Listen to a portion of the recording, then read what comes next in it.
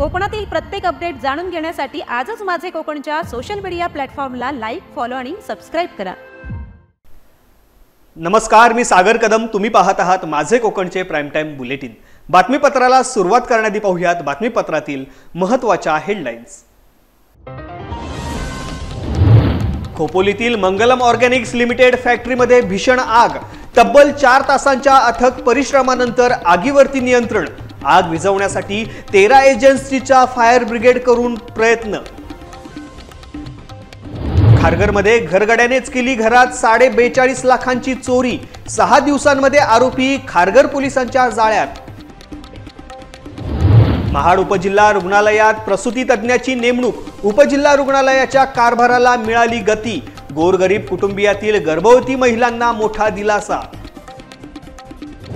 मालवणमधील तळाशील गावाला बसला समुद्राच्या उधाणाचा फटका। किनारपट्टीचा 15 ते 20 फूट भूभाग समुद्राने केला गिळंकृत। तातडीने उपाययोजना करण्याची नागरिकांची मागणी। आता पाहूया सविस्तर वृत्त।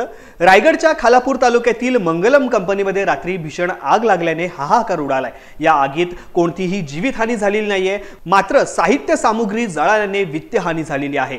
या आगीवरती नियंत्रण मिळवण्यासाठी एकूण 13 एजन्सीच्या फायर ब्रिगेड टीम दाखल झाल्या होत्या। त्यात मंगलम कंपनीच्या फायर ब्रिगेडचाही समावेश होता। तब्बल 4 तासांच्या अथक परिश्रमानंतर आगीवरती नियंत्रण मिळवता आले।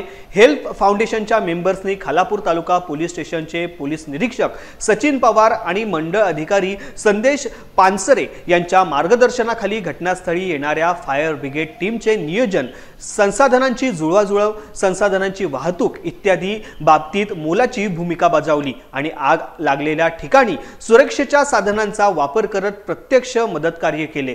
कापूर आणि इतर पेट्रोलजन्य पदार्थ त्या ठिकाणी मोठ्या प्रमाणात होते, मात्र अत्यंत शिस्तबद्ध पद्धतीने सर्व एजन्सींनी आगीवरती नियंत्रण मिळवल्याने खूप मोठे नुकसान आणि जीवितहानी टळली आहे। मंगलम कंपनीच्या कामगार आणि कर्मचारी वर्गाने आग विझवण्यासाठी प्रयत्न करणाऱ्यांचे आभार मानलेत। खारघर सेक्टर 21 मधील निष्ठा बंगलो येथे 42,60,000 रुपयांची चोरी केल्याची घटना घडली होती। घरात काम करणाऱ्या घरगड्याने चोरी केली असल्याचा आरोप घराच्या मालकाने केला होता। घरमालक व्यावसायिक कामाच्या निमित्ताने बाहेर गावी गेल्या होत्या। याचाच फायदा घेत तेथील घरगडी म्हणून काम करणाऱ्या दौलत परमार राहणार राजस्थान याने घरातून सोन्या चांदीचे व डायमंडचे दागिने, हजारो रुपयांची रोख रक्कम असा एकूण 42,60,000 रुपयांचा ऐवज चोरी केला। याबाबत घरमालक सीमा सिंग यांनी घरकाम करणाऱ्या दौलत परमार याच्या विरोधात तक्रार नोंद केली होती। खारघर पोलिसांनी प्राप्त तक्रारीनुसार सीसीटीव्ही आणि तांत्रिक तपासाच्या आधारावरती आरोपी दौलत परमार याला राजस्थान येथून अटक केली असून त्याच्या जवळून 100% म्हणजेच एकूण 42,60,000 रुपयांचा मुद्देमाल पोलिसांनी हस्तगत केला आहे।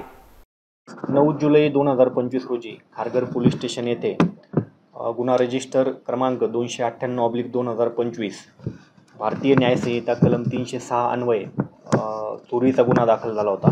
सेक्टर 21 मधील एका घरामध्ये त्या घरामध्ये घरकाम करणारा नोकर याने जवळजवळ 42,60,000 किमतीचे हिऱ्याचे व सोन्याचे चांदीचे दागिने हा घेऊन तो फरार झाला होता। त्याच घरी तो काम करत होता। ही खबर मिळाल्यानंतर 9 जुलैला आपण गुन्हा दाखल केला आणि तो जो आरोपी आहे त्याचा बॅकग्राऊंड चेक केला असता तो राजस्थान येथील त्याचा पत्ता मिळाला। त्यानंतरनं आमचे पोलीस स्टेशनचे वरिष्ठ पोलीस निरीक्षक कांबळे साहेब यांनी PSI जाधव आणि त्यांच्यासोबत इतर 3 अंमलदार यांचे पथक तातडीने रवाना करून राजस्थान या ठिकाणी आमचे पथक गेले। सदर आरोपी हा सतत त्याचे लोकेशन बदलत होता। आमचं पथक त्या ठिकाणी त्याच्यावरती पाळत ठेवून होतं। त्यानंतरनं आम्हाला अशी माहिती मिळाली की तो हिमाचल प्रदेश या ठिकाणी गेलेला आहे। तर त्या ठिकाणी सुद्धा वपोनी कांबळे यांनी दुसरं पथक त्या ठिकाणी रवाना केलं आणि या व्यक्तीवरती पाळत ठेवून राजस्थानमध्ये याला 15 तारखेला आपण ताब्यात घेतलं। आरोपीला ताब्यात घेऊन जो पूर्ण मुद्देमाल आहे 42,60,000 रुपयाचा तो पूर्ण मुद्देमाल आरोपीकडं चौकशी करून तो पूर्ण मुद्देमाल रिकवर करण्यात आलेला आहे। 100% याच्यामध्ये रिकव्हरी झालेली आहे आणि साधारणतः 6 दिवसामध्ये आपण आरोपी अटक करून 100% रिकव्हरी केलेली आहे। नाही, आपण म्हणतो ते बरोबर आहे. आपण आपल्याकडे जे नोकर कामाला आहेत त्यांचं आपण पोलीस व्हेरिफिकेशन करून घ्यायला पाहिजे. आम्हाला नंतर अशी माहिती मिळाली की याच्यावरती ऑलरेडी 2 गुन्हे दाखल आहेत. जर पोलीस व्हेरिफिकेशन झालं असतं, त्याच्यावरती गुन्हे दाखल आहेत ही गोष्ट समजली असते तर कदाचित त्यांनी त्याला कामाला ठेवलं नसतं. आणि या नोकराने त्याला घरामध्ये घरकाम करत असताना त्याला चावी सापडली आणि ते चावी सापडल्यामुळे त्यांनी ही चोरी केलेली आहे. रायगड जिल्ह्यातील महाड उपजिल्हा रुग्णालयात महिनाभरापूर्वी पूर्णवेळ स्त्रीरोग तज्ज्ञाची नियुक्ती झाल्याने रुग्णालयाच्या कारभाराला गती मिळाली असून रुग्णालयात नैसर्गिक प्रसूतीबरोबरच सुमारे 7 ते 8 प्रसूती शस्त्रक्रिया देखील यशस्वीपणे पार पडल्या आहेत. त्यामुळे ग्रामीण भागातील गोरगरीब कुटुंबियातील गर्भवती महिलांना मोठा दिलासा मिळाला आहे. या ग्रामीण रुग्णालयाचे वैद्यकीय अधीक्षक डॉक्टर भास्कर जगताप यांच्या बदलीनंतर पूर्णवेळ प्रसूती तज्ज्ञ उपलब्ध नसल्याने अनेक गर्भवती महिलांना खासगी रुग्णालयांमध्ये प्रसूतीसाठी जाणे भाग पडत होते. गोरगरिबांना तेथील खर्च परवडत नसल्याने सातत्याने स्त्रीरोग आणि प्रसूती तज्ज्ञ नेमण्याची मागणी केली जात होती. जून महिन्यापासून रुग्णालयामध्ये डॉक्टर भानुदास गिरी यांची स्त्रीरोग आणि प्रसूती तज्ज्ञ म्हणून पूर्णवेळ नेमणूक करण्यात आली असून ते रुग्णालयाच्या आवारातील शासकीय निवासस्थानामध्येच राहत असल्याने रात्री बेरात्री महिलांना त्यांची सेवा मिळत असल्याची माहिती वैद्यकीय अधीक्षक डॉक्टर शंतनू डोईफोडे यांनी दिली आहे. आपल्या ग्रामीण रुग्णालय महाड येथे आता नवीन एक स्त्रीरोग तज्ज्ञ उपलब्ध झालेले आहेत. त्यामुळे आता आपल्याकडं 2 स्त्रीरोग तज्ज्ञ असल्यामुळे आठवड्यातले 7 दिवस 24 तास एक स्त्रीरोग तज्ज्ञ असणार आहे. आणि जे मध्यंतरी आपल्याला सिझेरियनचं प्रमाण असेल, नॉर्मल डिलिव्हरीचं प्रमाण असेल, जे कमी झालं होतं ते आता वाढलं आहे. तरी सर्व जनतेला मी आवाहन करतो की ज्या गरोदर माता असतील, डिलिव्हरीचे पेशंट असतील, त्यांनी जास्तीत जास्त आपल्या ग्रामीण रुग्णालयामध्ये येऊन त्याचा लाभ घ्यावा. सिंधुदुर्ग जिल्ह्यातील मालवण तालुक्यातील तळाशील भागाला समुद्राला आलेल्या उधाणाचा फटका बसला आहे. तळाशील गावातील किनारपट्टीचा 15 ते 20 फूट भूभाग समुद्राने गिळंकृत केला आहे. तळाशील गावातील मुख्य रस्ता आणि समुद्र यांमध्ये आता फक्त 10 ते 15 फुटांचे अंतर राहिलेले आहे.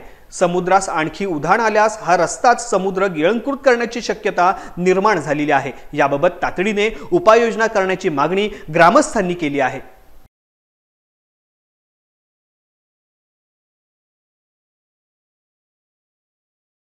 तळाशीलचा जो भूभाग आहे तो तोंडवळीची एक तळाशील वाडी आहे आणि या ठिकाणी तळाशील ज्या वाडीत जवळजवळ 800 ते 1000 लोकवस्ती आहे आणि जवळजवळ 150 ते 250 घर आहेत या ठिकाणी.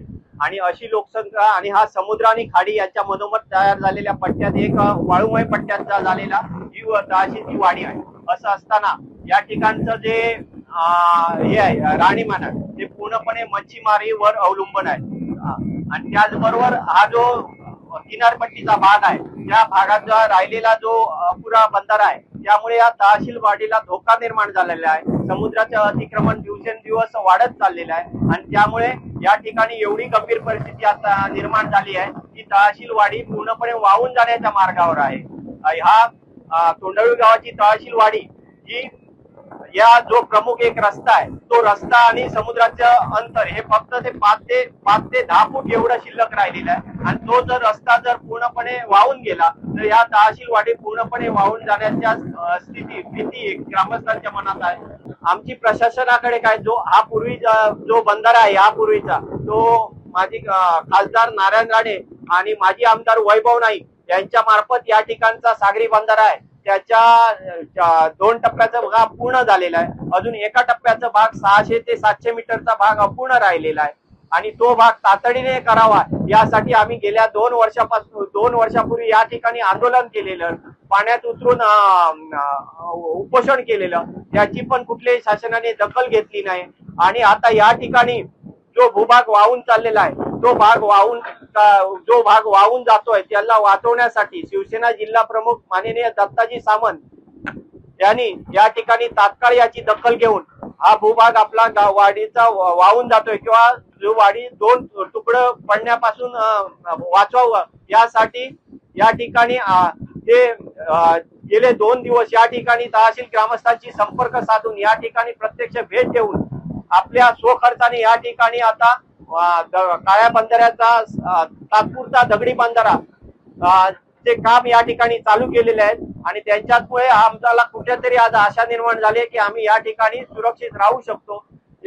पण माझं एवढंच खेद आहे की या ठिकाणी महसूलचे अधिकारी किंवा इतर कुठल्याही प्रकारच्या वरिष्ठ अधिकाऱ्यांनी आमची साधी दखल घेतली नाहीये।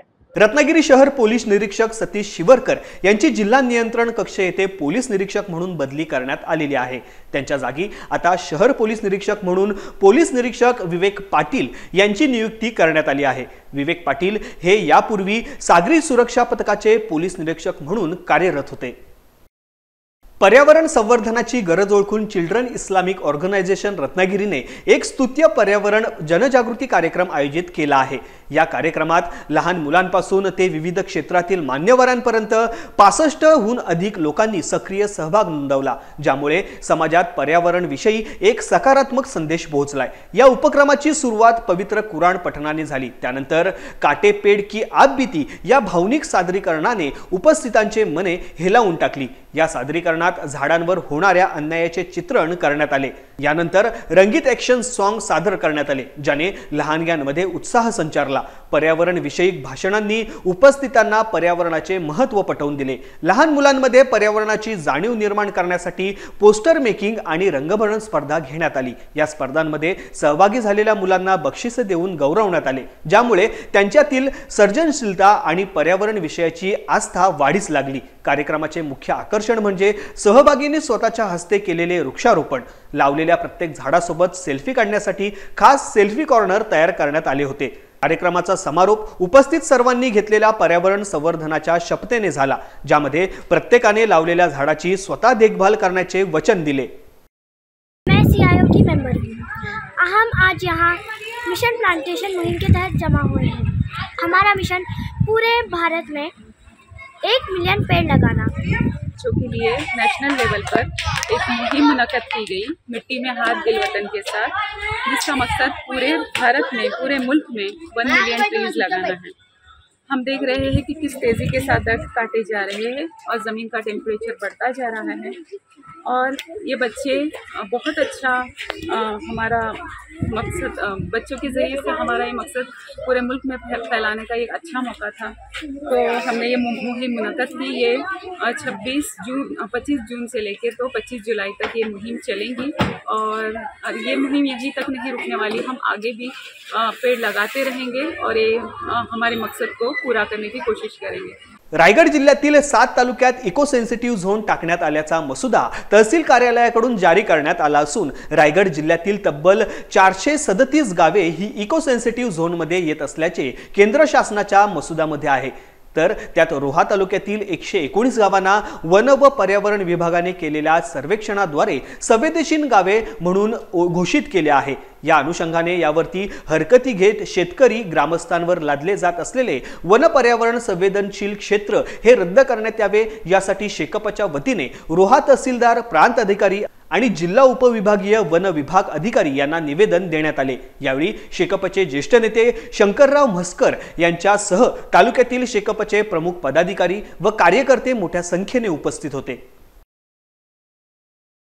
तालुका शेतकरी कामगार पक्षाच्या वतीने आपण इको सेन्सिटिव्हला प्रखर विरोध करण्याच्या दृष्टीने आज रोहे तालुक्यातली 119 गावांना केंद्र सरकारच्या पर्यावरण संवेदनशील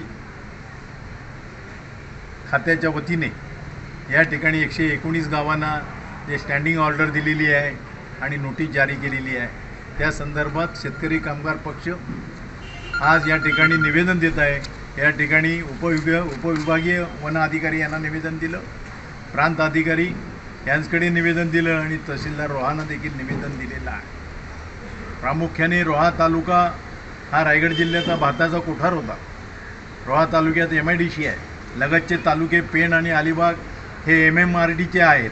भविष्यामध्ये 3री मुंबई रोहा माणगावपर्यंत येणार आहे आणि अशाही परिस्थितीत आज शेतीधंदा आतबट्ट्याचा चाललेला आहे आणि शेतकऱ्याला शेतीपूरक व्यवसाय करण्यापलीकडे दुसरा इलाज नाही आहे आणि म्हणून या इको सेन्सिटिव्ह झोनमुळं ही शेतीवर बंधन येणार आहेत। आमच्या 7/12ला इको सेन्सिटिव्हचे शिक्के बसल्यानंतर त्या जमिनीमध्ये आमच्या मालकीची पारंपरिक जमीन असून देखील त्या ठिकाणी वीटभट्टी असो, पोल्ट्री व्यवसाय असो, शेळी मेंढीचा व्यवसाय असो, दुग्ध व्यवसाय असो किंवा फळावर प्रक्रिया करणारे उद्योग असो, राईस मिल असो, पिठाची चक्की असो, हे सगळे पूरक व्यवसाय करता येणार नाही आहे.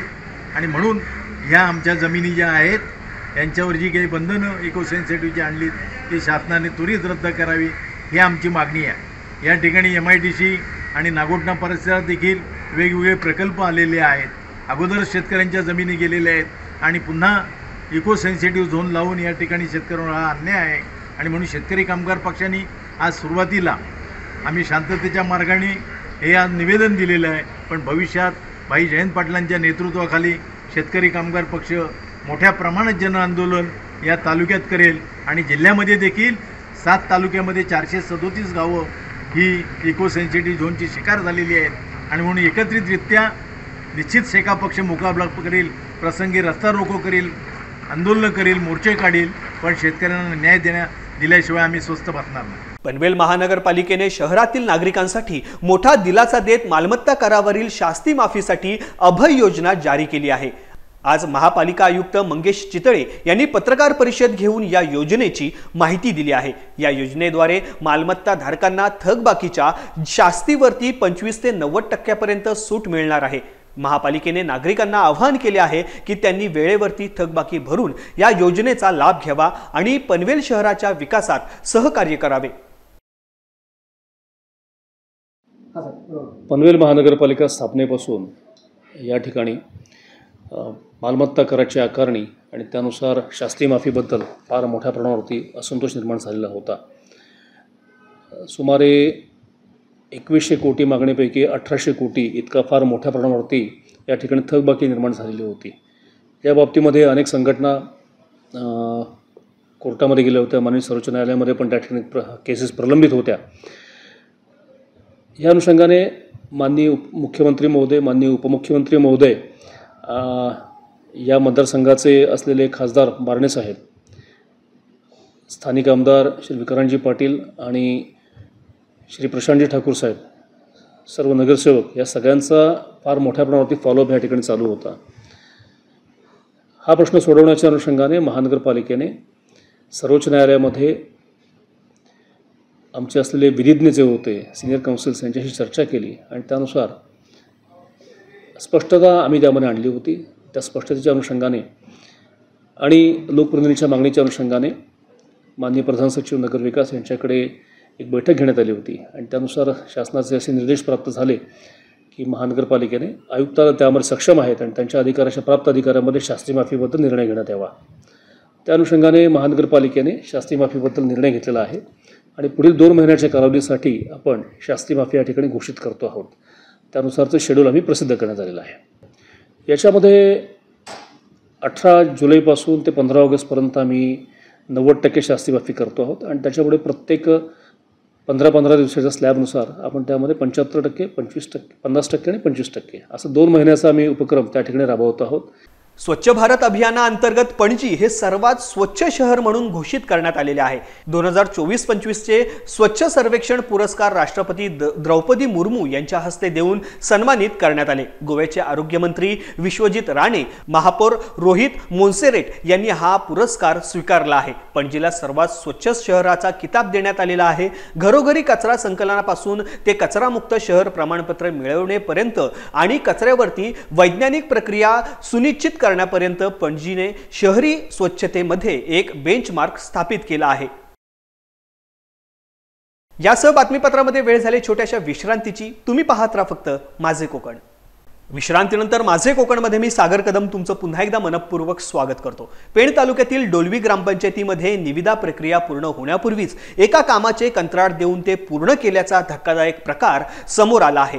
या प्रकारामुळे ग्रामपंचायतीच्या कारभारावरती प्रश्नचिन्ह निर्माण झाला असून यापूर्वीही माजी अर्थ व बांधकाम सभापती संजय जांभळे यांनी याच ग्रामपंचायतीमधील भ्रष्टाचाराविरोधात आवाज उठवला होता. याबाबत ग्रामपंचायत डोलवी ग्रामनिधी अंतर्गत साहित्य पुरवठा व विकास कामे यांच्या जाहीर निविदा मागवण्यात आल्या असून 10 जुलै ते 17 जुलै दरम्यान कार्यालयीन वेळेत सादर करण्याबाबत वृत्तपत्रात निविदा नोटीस काढण्यात आली होती. कानिफनाथ समाज मंदिरा शेजारी रस्त्याला संरक्षण भिंत बांधणे या ग्रामनिधी योजनेतील कामासाठी 9,79,350 अंदाजित रक्कम तसेच 15वा वित्त आयोग व इतर योजनेतून अनेक कामांबाबत इच्छुक ठेकेदारांकडून निविदा फॉर्म भरून मागवण्यात आले आहेत। सदर निविदा 18 जुलै रोजी उघडण्यात येतील असे नमूद करण्यात आले असताना कानिफनाथ समाज मंदिरा शेजारी रस्त्याला संरक्षण भिंत बांधणे या ग्रामनिधी योजनेतील काम निविदा काढण्यापूर्वीच कंत्राटदाराला देऊन करण्यात आले असल्याची बाब समोर आली आहे। निविदा प्रक्रिया पूर्ण होण्याआधीच ते काम मार्गी लावण्यात आले असून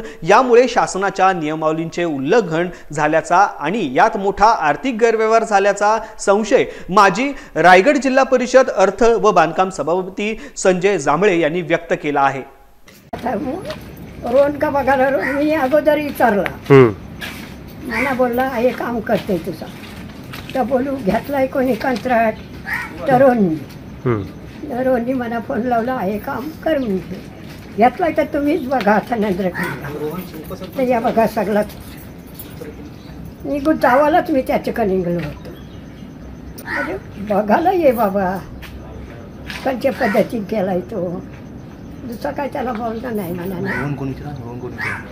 ते सध्या जे आपण काम पाहताय कानिफनाथ मंदिरच्या बाजूला ते काम जरा त्याचा दर्जा खालावलेला आहे किंवा निकृष्ट असल्याचं काम केलेलं आहे ते, आणि त्या व्यतिरिक्त जी निविदा काढली किंवा 10 ते 17पर्यंत निविदेची मुदत होती आणि त्या अगोदर जे काम पूर्ण केलं म्हणजे 18 तारखेला निविदा ओपन होणार होती, ते काही टेंडर वगैरे ओपन होणार होते, पण त्या आधीचे काम पूर्ण झालेलं आहे।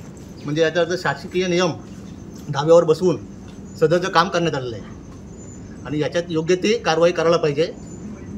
कानिफनाथ समाज मंदिर शेजारी रस्त्याची संरक्षण भिंत बांधणे 9,79,350 रुपये। आता मी प्रत्यक्षात ती 20 दिवसापूर्वी जाऊन तिथे बघितली तर भिंत तिथे तयार होती। आता ती भिंत तयार असताना तुम्ही त्या भिंतीवर पुन्हा डबल पैसे खाण्याचा घाट रचलात का? संबंधित इस्टिमेट बनवताना तुम्ही शासकीय अधिकाऱ्यांच्या सह्या घेतल्यात का? शासकीय इंजिनियरांच्या सह्या घेतल्यात का? आणि मग तुम्ही काम केल्यानंतर पुन्हा तुम्ही त्याच्यावर डबल पैसे त्या भिंतीवर खायचा प्रयत्न करत आहात का? कारण ऑलरेडी ते काम झालेलंच आहे आणि पुन्हा त्याच कामावर तुम्ही निविदा करता, याचा अर्थ तिथे पुन्हा तुम्ही जवळजवळ 9.25 कोटी रुपयाचा 9.25 लाखाचा पुन्हा तिथे भ्रष्टाचार करण्याचा तुम्ही प्रयत्न करत आहात। खरंच यामध्ये प्रशासनाने जातीय लक्ष घालायला पाहिजे आणि पुन्हा या सरपंचावर योग्य ती कारवाई करायला पाहिजे असं माझं ठाम मत आहे। भर पावसाळ्यात खारघर वासियांना पाण्यापासून वंचित राहावं लागत आहे। एकीकडे पावसामुळे शहरात पाणी भरण्याच्या घटना समोर येत असताना दुसरीकडे पाणी नसल्याने खारघरमधील रहिवाशांचा घसा कोरडा पडला आहे। सिडकोच्या माध्यमातून खारघरमध्ये पाणी दिले जाते, नियोजनाचा अभाव असल्याने पाणी टंचाई जाणवू लागली आहे। पाणी मिळत नसल्याने खारघरमधील सर्व माजी नगरसेवकांनी सिडकोमध्ये ठिय्या आंदोलन केले। सिडकोच्या वरिष्ठ अधिकाऱ्यांच्या केबिनमध्ये ठिय्या आंदोलन करीत पाण्याचा प्रश्न सोडवण्याची मागणी करण्यात आली आहे। मोठ्या प्रमाणात सुरू असलेले नवीन बांधकाम बंद करून पाणी फक्त पिण्यासाठी सोडा अशी मागणी यावेळी करण्यात आली।